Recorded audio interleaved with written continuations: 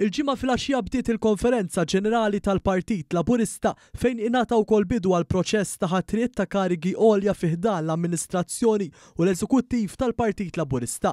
F'dan l-ewwel jum tal-konferenza ġenerali indirizzaw lil dawk preżenti d-deputati mexxejja tal-Partit Laburista Chris Fearn u Daniel Mikallef għall aħħar darba f'dan ir-rwol tagħhom. Il-perit Daniel Mikallef xtar dwar l-esperjenza tiegħu kif huwa tela tarġa fih dan l-istrutturi tal-Partit Laburista kemm fil-Blazzi u anke fil-Maltemp, hawnhekk huwa sellem il-memorja ta' Lorenzo Vella u Karl Guder. Il-perit Mikallef qal il-priorità tibqa' l-Partit Laburista kif ħadem mhux biss favur kandidatura b'saħħitha iżda wkoll manifest b'saħħtu. U qal li s-saħħa tal-partit huma tesserati l-attivisti u d-delegati filwaqt li stqar li huwa daħal għal kariga ta' deputat mexxej bilan ta' tiġdid tal-viżjoni politika. Mikallef elenka wkoll il-kisbiet u riformi bla preċedent li seħħew kif ukoll il-manifest elettorali Malta flimkien li wassal għall-akbar rebħa fl-istorja ta' pajjiżna. Fl-aħħar diskors tiegħu id-deputat mexxej għal affarijiet tal-partit xtar ukoll dwar kif il-każini u l-proprjetajiet tal-partit ġew utilizzati bl-aħjar mod biex jissaħħu l-assi tal-partit. Qal kif il-Gvern Laburista mmexxi mill-Prim Ministru Robert Abela dejjem laqa u weleb kull sfida u kif il-Partit Laburista kapaċi jagħti lill-poplu l-bidla fid-direzzjoni f'ċertu oqsma. Dan il-Mikallef tem l-aħħar messaġġ tiegħu f'din il-kariga billi ringrazzja lil dawk li mxew din il-mixja politika miegħu, dawk li jgħinu lill-Partit Laburista kif ukoll il-familja personali tiegħu. Qal li minkejja dan xorta waħda se jkompli jgħin fil-kawża tal-Partit Laburista. Ħarsitna trid tibqa' fukata kontinwament il-qudiem. Mir-rwol li nokkupa iva kien wasal iż-żmien li nieqaf. U hekk ilu deċiż li jsir sentej. Ma tantx tlabtkom affarijiet daw is-snin, ħa nitlobkom ħaġa waħda.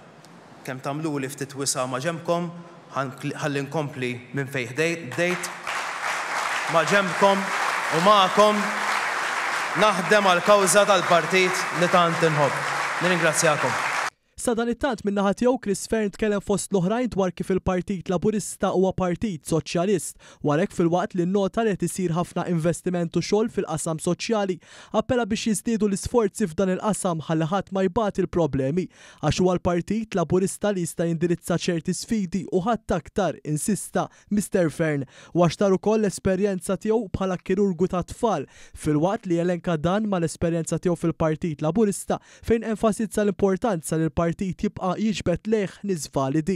Semma set ta' prioritajiet fosthom dik li fil-partit hemm bżonn lil kulħadd mill-esperjenza tal-veterani sal-enerġija taż-żgħażagħ. Fearn qal kif il-Partit Laburista jrid jibqa' l-akbar forza politika li tagħti direzzjoni lil dan il-pajjiż ta' tmexxija umli.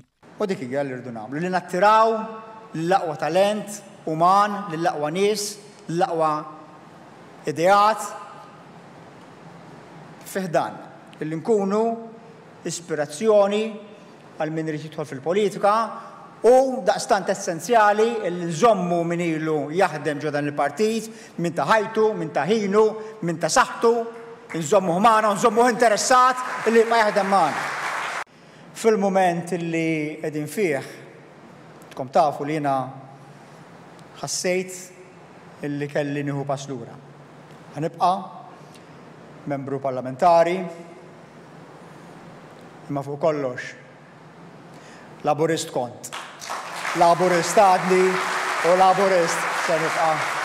Is-sezzjoni plenarja ġiet konkluża bl-aħħar diskors ukoll mill-President Dr. Ramona Tart li qalet kif il-Partit Laburista dejjem u kullimkien irid jaġixxi bħala tim wieħed. Ma jimpurtax nargumentaw bejnietna, però mbarra tim wieħed.